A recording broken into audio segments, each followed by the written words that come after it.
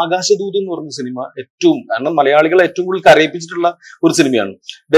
Dennis Joseph sir എന്ന് പറയുന്ന ഏറ്റവും തിരക്കുള്ള ഒരു തിരക്കഥാകൃത്ത്, അല്ലെങ്കിൽ ആ സമയത്ത് ഏറ്റവും സ്റ്റാർ വാല്യൂ ഉള്ള ഒരു തിരക്കഥാകൃത്താണ്.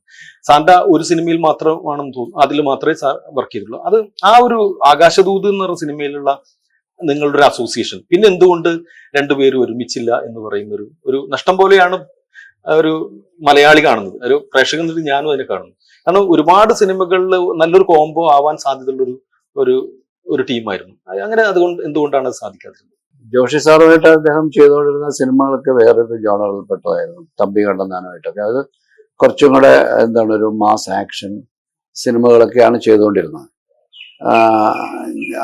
പക്ഷേ ഞങ്ങൾ തമ്മിൽ ഒരുമിക്കാനുള്ളൊരു കാരണം അദ്ദേഹത്തിന്റെ അമ്മാവനായ പ്രേംപ്രകാശ്, അദ്ദേഹം ഞാനുമായിട്ട് വളരെ അടുത്ത സൗഹൃദമുണ്ട്. അദ്ദേഹം ഇങ്ങനെ ഡെന്നിസിന്റെ ഒരു കഥയുണ്ട് എന്നും പറഞ്ഞാണ് എന്നെ അപ്രോച്ച് ചെയ്യുന്നത്.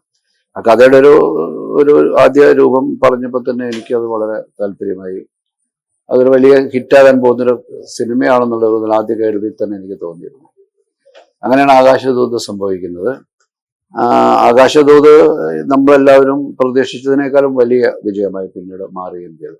പക്ഷെ ഡെന്നിസുമായിട്ട് തുടർന്ന് സിനിമകൾ ചെയ്യാനുള്ളൊരു കാര്യമായ ഒരു ആലോചനകൾ ഉണ്ടായില്ല എന്നുള്ളതാണ് വാസ്തവം.